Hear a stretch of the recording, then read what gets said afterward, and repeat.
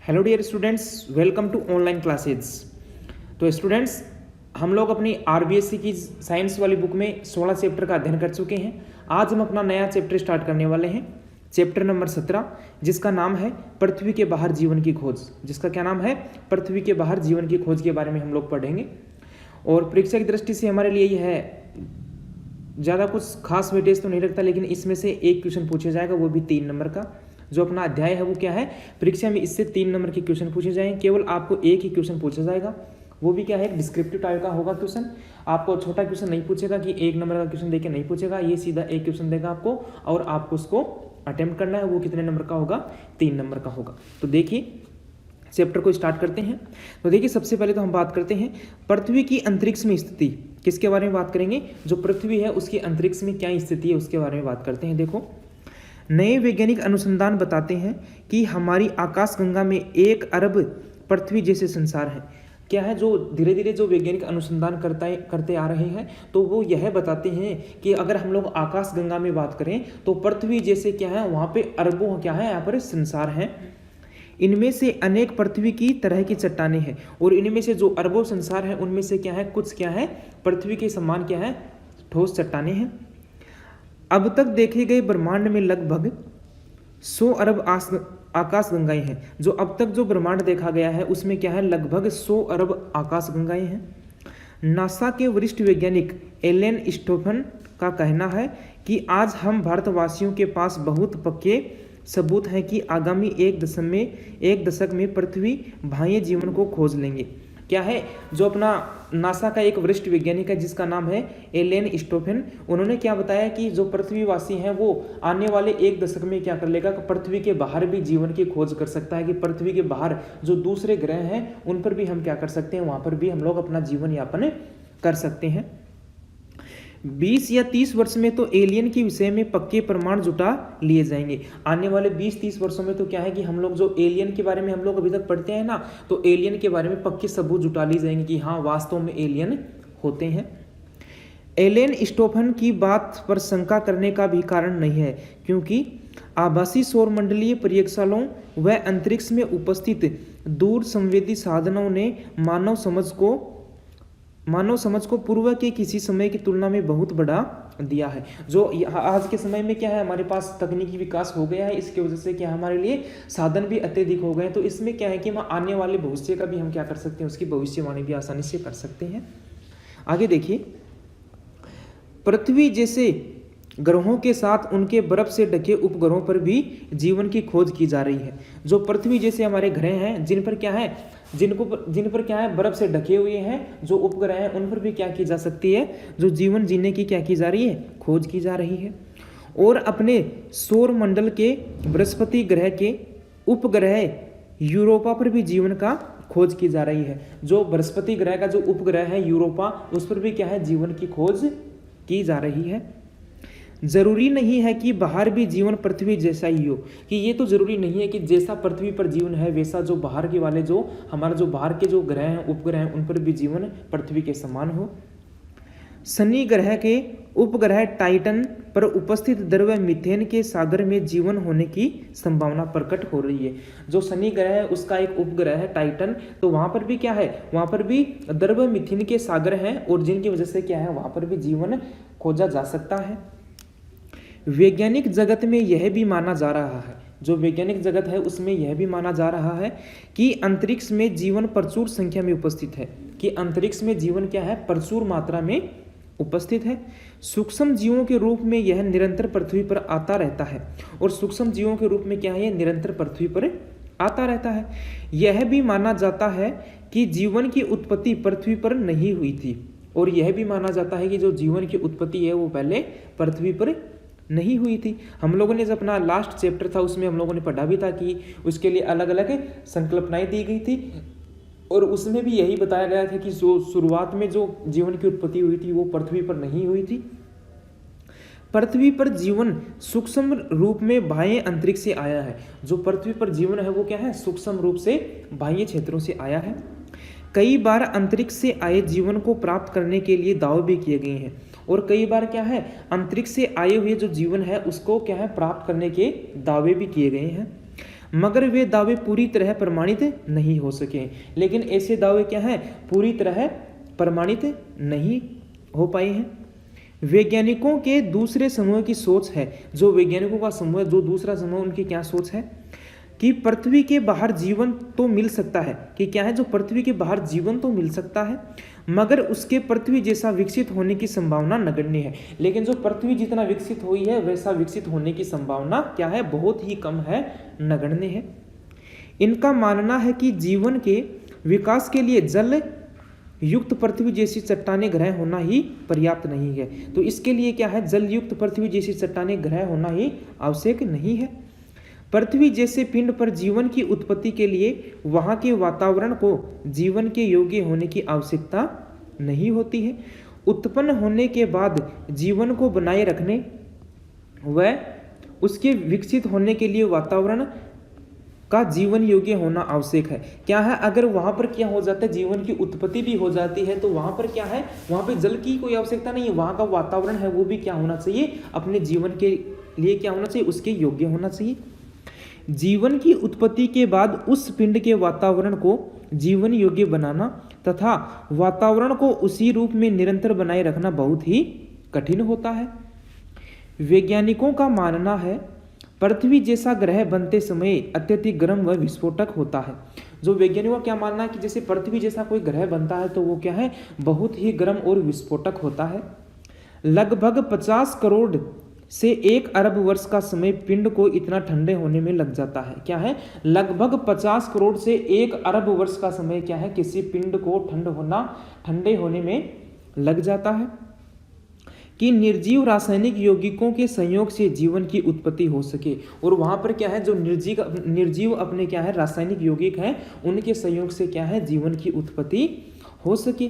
जीवन की उत्पत्ति के लिए ग्रह के वातावरण का जीवन योग्य होना आवश्यक नहीं है। क्या है, ग्रह के समान क्या है, जीवन की उत्पत्ति होना आवश्यक नहीं है।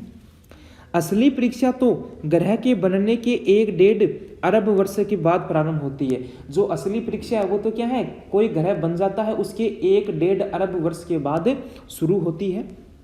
जीवन की उत्पत्ति के बाद ग्रह के वातावरण को स्थायी रूप से जीवन योग्य बनाए रखना आवश्यक हो जाता है। क्या है, अगर किसी ग्रह पर जीवन की उत्पत्ति हो भी जाती है तो वहां क्या है, उस जीवन के लिए वातावरण को स्थायी बनाए रखने हेतु क्या है, वहां पर बहुत ज्यादा हमें प्रयास करने की आवश्यकता होती है।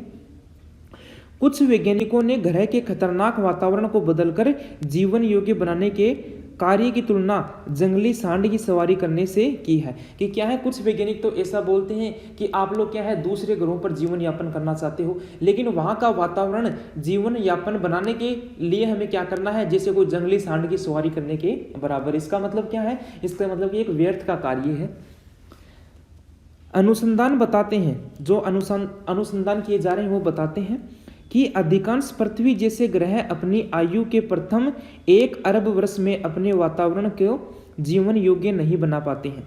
कि जो अधिकांश जो अनुसंधान है वो ये बताते हैं कि क्या है, अगर कोई ग्रह का निर्माण हो जाता है तो उस पर क्या है कि उस पर है ना लगभग 1 अरब वर्ष तक तो क्या होता है कि उस पर जीवन यापन होने की कोई संभावना ही नहीं होती है। उस ग्रह पर उत्पन्न हुआ जीवन सूक्ष्म अवस्था में ही नष्ट हो जाता है। अगर कोई जीव वहां पर उत्पन्न भी होता है तो वो क्या है, सूक्ष्म अवस्था में ही नष्ट हो जाता है। एलियन शब्द से आप परिचित हैं। एलियन शब्द से क्या है, आप परिचित हैं। फिल्म कोई मिल गया में उड़न तस्तरी में बैठकर पृथ्वी पर आए एलियन परिवार में से एक बच्चे के पृथ्वी पर रह जाने की कल्पना की है।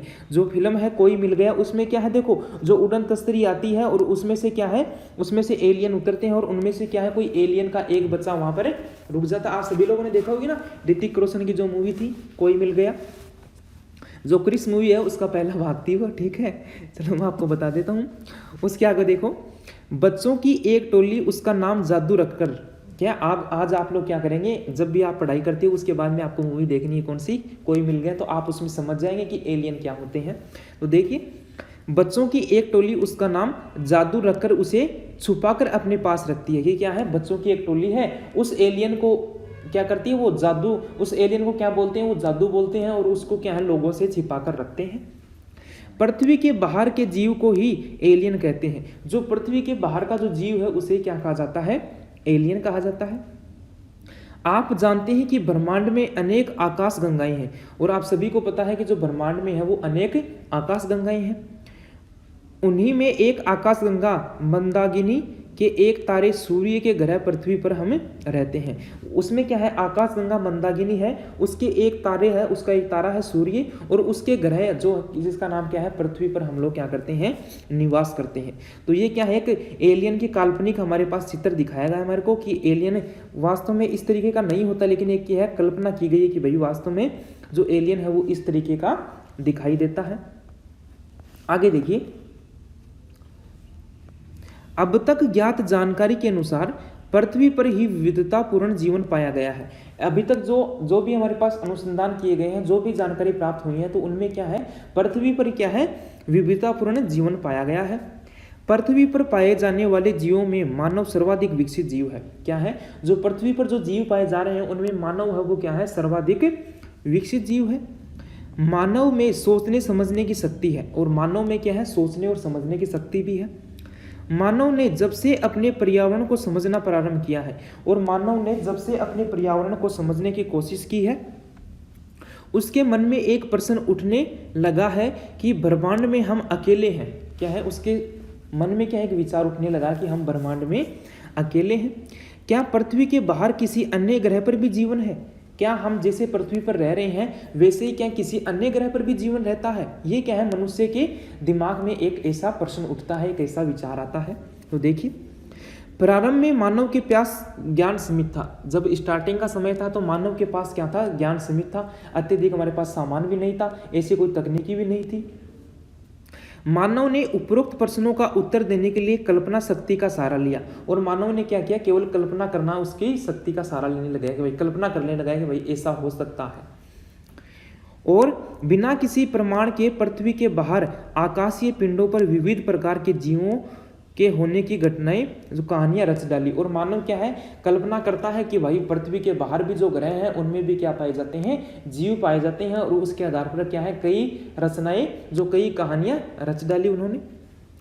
इस विषय पर बहुत साहित्य लिखा गया है, और इस विषय पर क्या है, बहुत ही साहित्य लिखा गया है। क्या है, बहुत ही साहित्य लिखा गया है। कई लोकप्रिय फिल्में भी बनती रही हैं, और कई क्या है, लोकप्रिय फिल्में भी बनती रही हैं, जिसमें से एक का उल्लेख आपने ऊपर पढ़ा है, और जिसमें से क्या है, ऐसी फिल्म में क्या है, एक का उल्लेख हमने भी ऊपर पढ़ा, जो हम लोगों ने बताया था ना आपको, जो आपने कोई मिल गया मूवी का जो नाम लिया था ना मैंने, वो क्या है, एक उनमें से मूवी है जिस पर क्या है, एलियन का जिक्र किया गया था। और एलियन क्या है कि वो बाहर के क्षेत्र में रहने वाले जीव हैं। क्या है, जो बाहर उपग्रह हैं उनमें रहने वाले जीव हैं। आगे देखिए, अंतरिक्ष में जीवन की संभावनाएं। अब हम बात करेंगे किसके बारे में, अंतरिक्ष में जीवन की संभावनाएं। विज्ञान का विकास होने पर मानव ने पृथ्वी पर जीवन कैसे और कब से है। जैसे विज्ञान का विकास हुआ तब से मानव क्या कर रहा है कि पृथ्वी पर जीवन का विकास किस तरीके से हुआ है। देखिए, जैसे प्रश्नों के उत्तर जानने का प्रयास किया, और मानव क्या है, इन प्रश्नों का उत्तर जानने का प्रयास कर रहा है। डार्विन के विकासवाद सिद्धांत के साथ ही यह स्पष्ट हो गया है कि गर्म गोले के रूप में जन्मी पृथ्वी धीरे धीरे ठंडी हुई है, तब इसका वातावरण बना है। जैसे क्या है, पृथ्वी जब सूर्य से अलग हुई थी तो क्या थी, एकदम से गर्म थी, और जैसे जैसे वो ठंडी होती जा रही है और ठंडी होती गई तो उस पर क्या हुआ, पर्यावरण का, वातावरण का क्या हुआ, निर्माण हुआ। वातावरण में उपस्थित तत्वों के संयोग से सरल यौगिक व उनके जटिल यौगिक बने, और वातावरण में जैसे जैसे क्या हुआ, जो अपने सरल तत्व थे उनका संयोग हुआ, और उससे क्या है, सरल यौगिक और जटिल यौगिकों क्या हुआ, हमारे पास निर्माण हुआ। इन यौगिकों में जीवन के आधार पर अणु जैसे एमिनो अम्ल, केंद्रीय अम्ल आदि भी थे, और इनमें क्या है, एमिनो अम्ल और केंद्रीय अम्ल भी थे। इन अणुओं के घनीभूत होने पर आकस्मिक रूप से प्रथम जीव की उत्पत्ति हुई, और इससे क्या है, प्रथम जीव की उत्पत्ति हुई।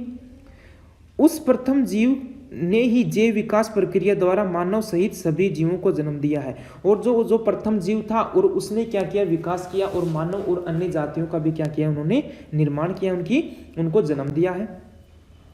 पृथ्वी पर जीवन पनपने का कारण उसकी सूर्य से विशिष्ट दूरी है। और जो पृथ्वी पर जो जीवन पनपा है उस पर उसका मुख्य कारण क्या है? सूर्य और पृथ्वी के बीच की जो दूरी है वो है। पृथ्वी सूर्य से इतनी दूरी पर है कि वहां जल तरल रूप में रह सकता है। जो सूर्य से पृथ्वी क्या है, इतनी दूरी पर है जहां पर क्या है, जल क्या है, तरल अवस्था में रह सकता है। कि अगर सूर्य के पास में रहेगी तो जल क्या हो जाएगा, वाष्प बन जाएगा। अगर सूर्य से बहुत ज्यादा दूर रहेगी तो क्या हो जाएगा, जो अपना जल है वो बर्फ में बदल जाएगा। लेकिन क्या है, सूर्य और पृथ्वी क्या है, इनके बीच में एक सीमित दूरी है जहां पर क्या है, जल किसकी अवस्था में रहता है, द्रव्य अवस्था में रहता है। आगे देखिए, अंतरिक्ष की जानकारी बढ़ने के साथ ही यह स्पष्ट हुआ है कि हमारी अपनी आकाशगंगा में सूर्य जैसे अरबों तारे हैं। हमारी आकाश गंगा में क्या है, सूर्य जैसे क्या है, अरबों तारे हैं। इनमें से कई के सौर परिवार भी हैं, और इनमें से क्या है, कई के तो सौर परिवार भी हैं। अनेक तारों के सौर परिवारों में पृथ्वी जैसे ग्रह भी हैं, और जो अनेक तारों का जो सौर परिवार है उनमें क्या है, पृथ्वी जैसे भी ग्रह है जहां जीवन हो सकता है, और वहां क्या जीवन हो भी सकता है। रेडियो खगोलीय के विकास के साथ ही यह ज्ञात होने लगा है कि जीवन रासायनिक अणुओं ने पृथ्वी पर जीवन को जन्म दिया है। क्या है, रासायनिक अणुओं में पृथ्वी पर क्या है, जीवन को जन्म दिया है। वे अणु अंतरिक्ष में बहुतायत से उपस्थित हैं, और ये अणु क्या है, अंतरिक्ष में बहुतायत से उपस्थित हैं। इससे यह अवधारणा और पक्की हुई है कि अंतरिक्ष में उपस्थित पृथ्वी जैसे असंख्य ग्रहों में से कुछ पर जीवन उपस्थित हो सकता है। क्या है, और इससे क्या है, स्पष्ट हुआ है कि पृथ्वी जैसे अन्य उपग्रह हैं तो वहां पर भी क्या हो सकता है, जीवन की उपस्थिति हो सकती है, वहां पर भी जीवन उपस्थित हो सकता है। यह भी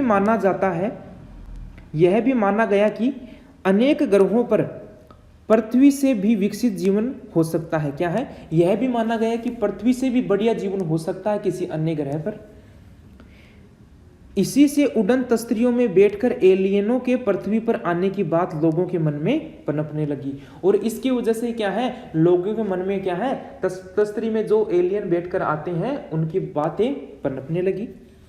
1972 में पायोनियर 10 के छोड़े जाने, जो पायोनियर 10 क्या है कि उपग्रह था, के छोड़े जाने के समय तो पृथ्वी से बाहर मानव से बहुत अधिक विकसित जीवन होने की संभावना स्पष्ट रूप से स्वीकार की जाने लगी। क्या है, जब हमारा यह जो एलियन जो क्या है उपग्रह जो छोड़ा गया था 1972 में पायोनियर 10, जिससे क्या है, इससे यही स्पष्ट हुआ कि पृथ्वी के बाहर भाई और भी विकसित जीवन जिया जा सकता है।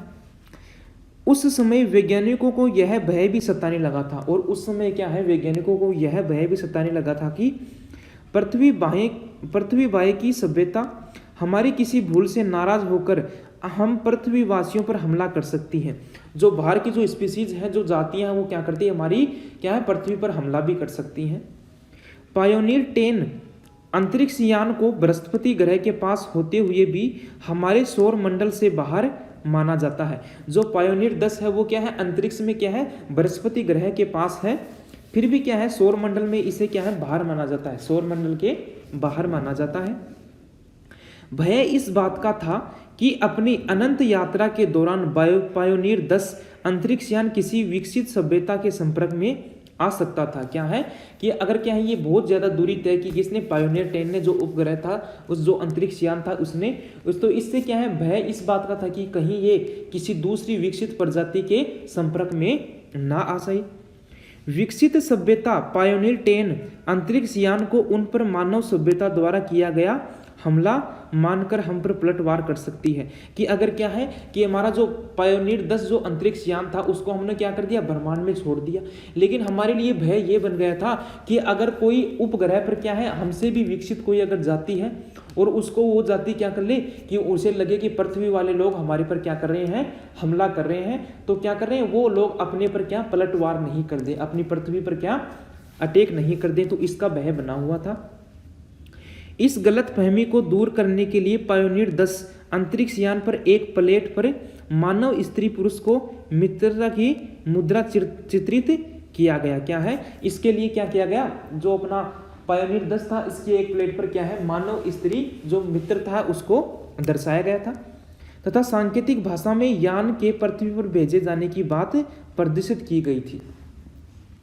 योजना अनुसार पायोनियर 10 अंतरिक्ष यान बृहस्पति के पास होते हुए हमारे सौर मंडल से बाहर चला गया, मगर किसी बाह्य सभ्यता को कोई संकेत नहीं मिला। लेकिन हमें क्या है, किसी भी बाह्य सभ्यता का अभी तक कोई संकेत नहीं मिला है। आगे देखिए, वैज्ञानिक संसाधनों के विकसित होने के साथ पृथ्वीवासियों ने बाहरी जीवन खोज करने के प्रयासों को तेज कर दिया है। क्या है, जैसे जैसे हमारी तकनीकी बढ़ती जा रही है, जो वैज्ञानिक है वो क्या कर रहे हैं, बाहर जो जीवन है उसकी खोज को क्या करते जा रहे हैं, वो तेजी से संशोधन करते जा रहे हैं। 1999 में प्रारंभ search for extra terrestrial intelligence उसी प्रयास का भाग है। क्या है ये 1999 में एक संगठन बनाया गया और वो क्या करता रहा कि जो क्या है पृथ्वी से बाहर जो जीवन है उसकी खोज करने की कोशिश करता रहा। तो आपको दिखाते हैं, देखो जो अपनी क्या थी, जो पायोनियर 10 था उसकी प्लेट पर इस तरीके का क्या किया गया, इस तरीके का चित्र दर्शाया गया। और इसमें क्या देखो, जो सांकेतिक भाषा में कुछ लिखा गया इसमें कि भाई ये जो यान है वो पृथ्वी से भेजा गया है, और ये क्या दर्शाता है, स्त्री और पुरुष के मध्य क्या है, मित्रता को दर्शाता है। आगे देखिए, बड़े बड़े रेडियो दूर संवेदी यंत्र लगाकर क्या है, इसमें क्या है, बड़े बड़े रेडियो दूरदर्शी यंत्र लगाकर अंतरिक्ष में होने वाली फुसफुसाहट को सुनने का प्रयास किए जा रहे हैं। जो अंतरिक्ष में जो क्या हो रहा है, फुसफुसाहट होती है उनको सुनने का प्रयत्न किया जा रहा है। इन सभी प्रयासों का परिणाम अभी तक शून्य ही रहा है, और इन सभी प्रयासों का जो परिणाम है वो अभी तक क्या रहा है, शून्य रहा है। लेकिन क्या है, इससे ऐसे प्रयास से हमें कोई भी परिणाम अभी तक हासिल नहीं हुआ है। मानव से भी अधिक विकसित सभ्यता की बात तो बहुत दूर की बात है। क्या है कि जो मनुष्य से भी कोई अगर क्या है विकसित कोई सभ्यता हो सकती है, वो तो बहुत दूर की बात है। पृथ्वी से बाहर किसी सूक्ष्म जीव के होने के संकेत वैज्ञानिक जगत अभी तक नहीं जुटा पाया है। कि क्या है, वैज्ञानिक अभी तक भी क्या है, पृथ्वी के बाहर अगर कोई सूक्ष्म जीव रहता है उसके भी अभी तक उसे कोई संकेत नहीं मिले हैं। अंतरिक्ष में जीवन की खोज को किसी परिणाम तक पहुंचाने के लिए नासा ने एक महत्वाकांक्षी योजना प्रारंभ की है। नासा ने क्या है, एक महत्वाकांक्षी योजना प्रारंभ की है। आगे देखिए, प्रमुख अंतरिक्ष अभियान, जो प्रमुख अंतरिक्ष अभियान चलाए गए उसके बारे में हम लोग अभी बात करते हैं। तो देखिए, अनंत आकाश को देखकर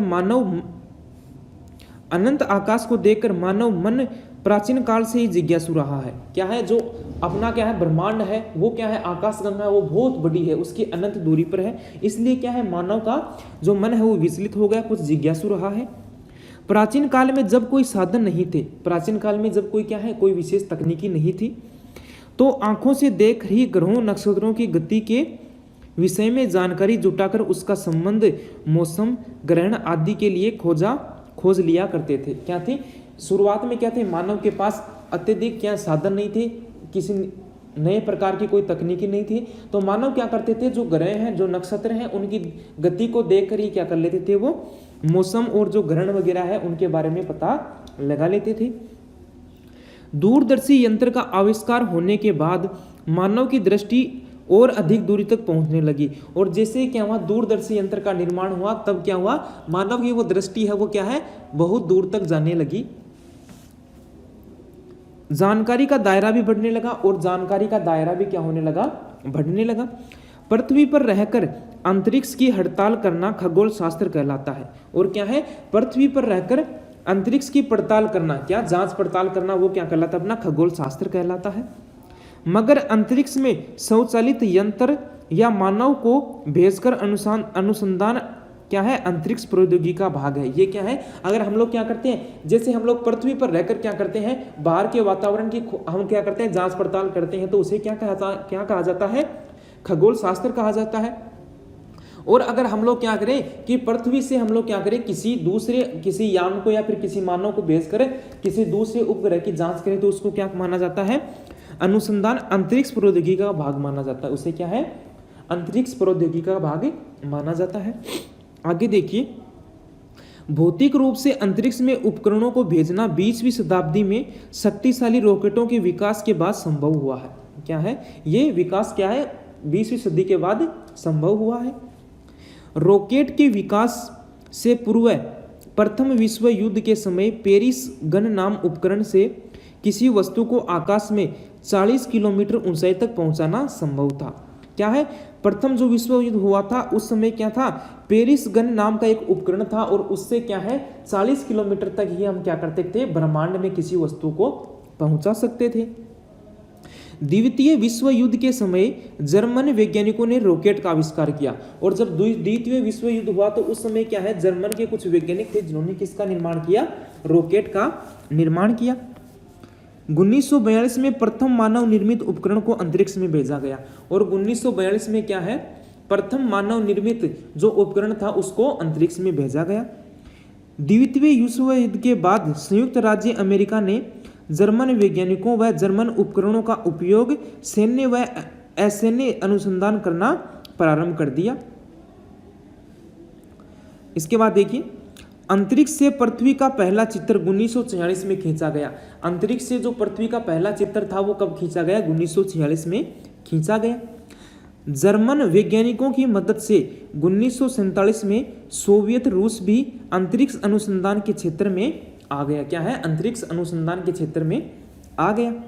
सोवियत संघ व संयुक्त राज्य अमेरिका के एक दूसरे से आगे निकलने की इच्छा के कारण अंतरिक्ष विज्ञान का विकास कुछ तेजी से हुआ। क्या हुआ, अंतरिक्ष जो विज्ञान था उसका विकास क्या है, कुछ तेजी से हुआ। सोवियत संघ ने पहल करते हुए अक्टूबर 1957 में स्पुतनिक 1 नामक पहला मानव निर्मित उपग्रह अंतरिक्ष में भेजा गया। स्पुतनिक 1 ने 1939 से 215 किलोमीटर दूरी रखते हुए पृथ्वी के चक्कर लगाए। क्या है, 939 से 215 किलोमीटर की दूरी रखते हुए क्या है, पृथ्वी के चारों ओर चक्कर लगाए। इस पर लगे रेडियो ट्रांसमीटरों ने बीप बीप के रूप में ऊपरी वायुमंडल की जानकारी भेजी। बीप बीप करके क्या है, जो ऊपरी वायुमंडल था उसकी जानकारी पृथ्वी पर भेजी। पृथ्वी पर लौटते समय क्या है, पृथ्वी पर लौटते समय यह यान आकाश में जलकर नष्ट हो गया। क्या है, जब यह यान पृथ्वी पर वापस लौट रहा था तो उस समय क्या है, जलकर यह राख हो गया, नष्ट हो गया। अंतरिक्ष में पहला जीव, पहला मानव कि कौन सा था, यूरी गागारिन भेजने के साथ पहली स्पेस वॉक, मानव रहित यान को किसी अंतरिक्ष पिंड पर उतारना। क्या था कि मानव रहित जो यान था उसको भी उतारा गया। अंतरिक्ष स्टेशन सैल्यूट 1 की स्थापना आदि कई करिश्मे सोवियत रूस ने पहले ही कर दिए। क्या है, उसमें क्या है, अंतरिक्ष स्टेशन भी उतार दिया कि अगर हमारे पास कोई मानव रहित यहाँ पर अंतरिक्ष यान भी जाता है तो उसको वहाँ पर उतार लेते हैं। तो ये सबसे पहले किसने किया, जो सोवियत संघ अमेरिका है उसने सबसे पहले ही कर दिया था। अमेरिका ने जुलाई 1969 में मानव को चंद्रमा पर उतारकर रूस को पीछे छोड़ने का एहसास कराने का प्रयास किया। 1969 में क्या है, अमेरिका ने चंद्रमा पर एक आदमी पहुंचा दिया, वहां पर आदमी को उतार दिया। आज विश्व में 22 सरकारों के अंतरिक्ष अनुसंधान केंद्र कार्य कर रहे हैं। आज विश्व में क्या है, जो 22 देश हैं उनके सरकारों के द्वारा क्या है, अनुसंधान का कार्य किया जा रहा है। इनमें प्रमुख रूस की रिस्कोस्मोस व अमेरिका की नासा के साथ चीन की राष्ट्रीय अंतरिक्ष प्राधिकरण, भारत की इसरो, यूरोपीय संघ की यूरोपीय अंतरिक्ष एजेंसी, ये सभी क्या है, अलग अलग देशों की क्या है, अनुसंधान केंद्र है। अंतरिक्ष अनुसंधान केंद्र के नाम दिए गए हैं।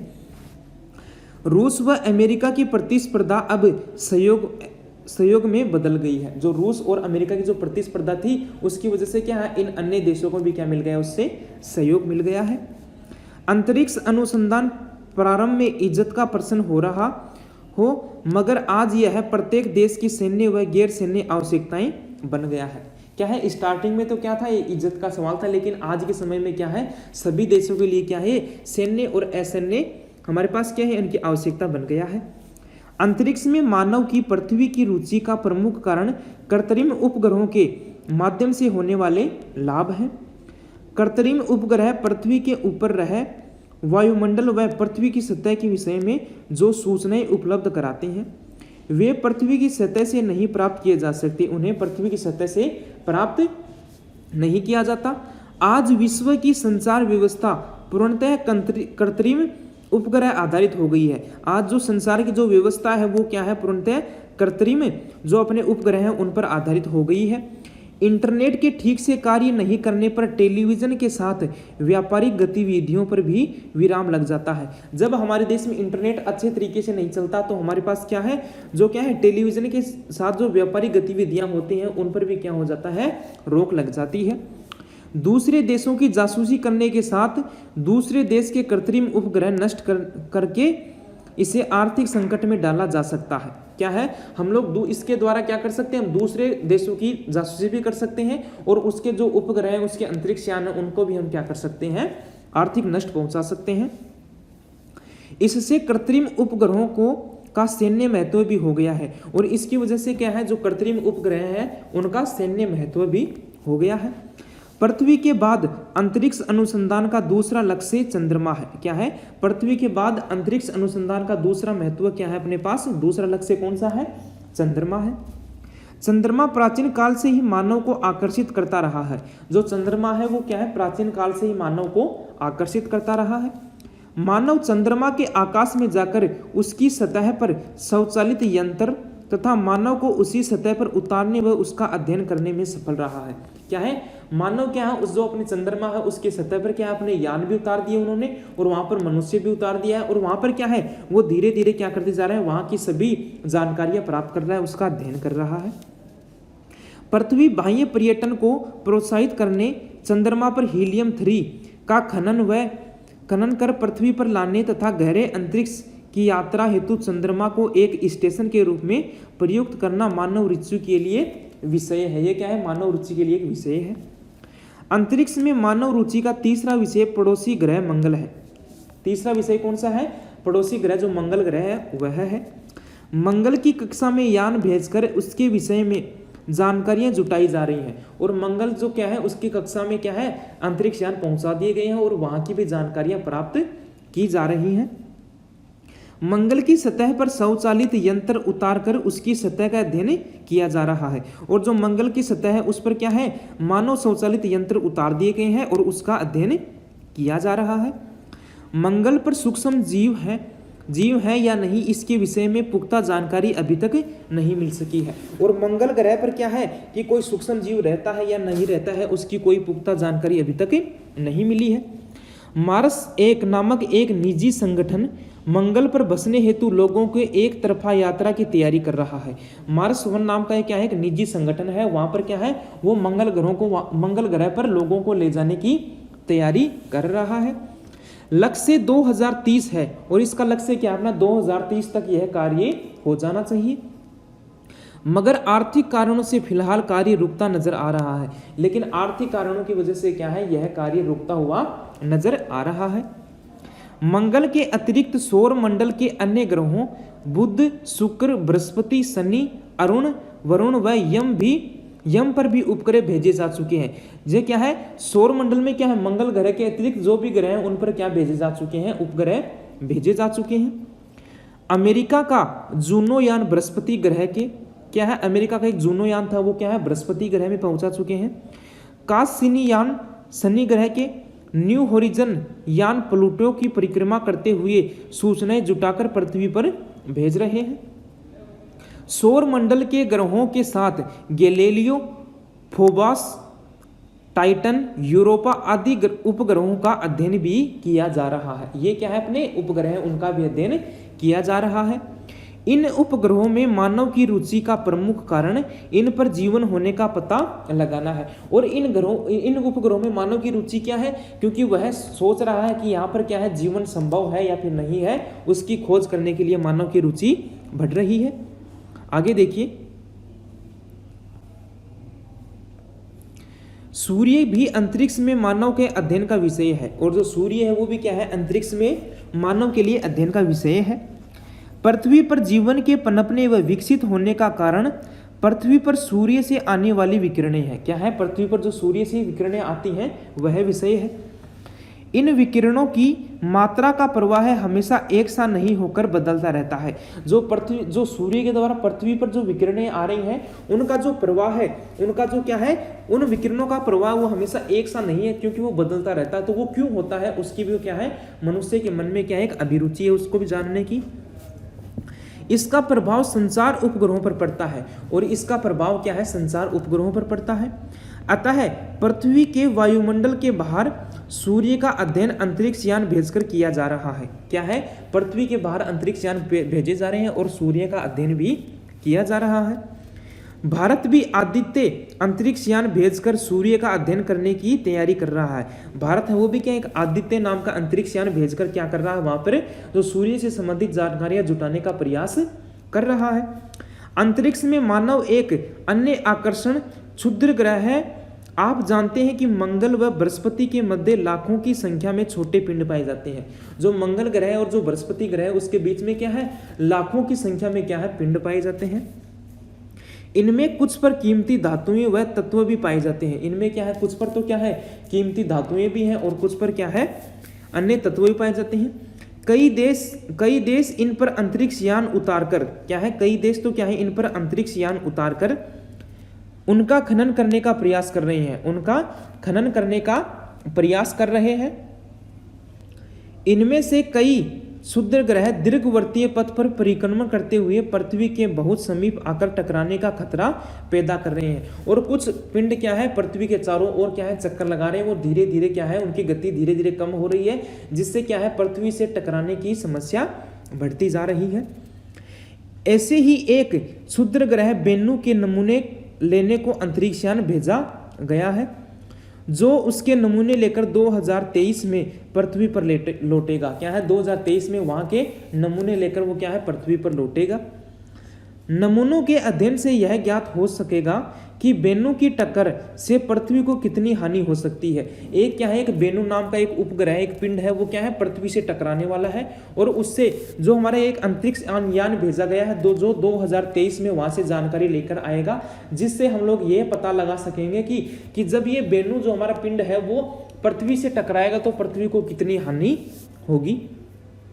भारत भी क्षुद्र ग्रह अध्ययन हेतु अंतरिक्ष यान भेजने की योजना बना रहा है, और भारत भी क्या है, ऐसी योजना बना रहा है कि हम भी वहां पर क्या है, जानकारी प्राप्त कर सकें।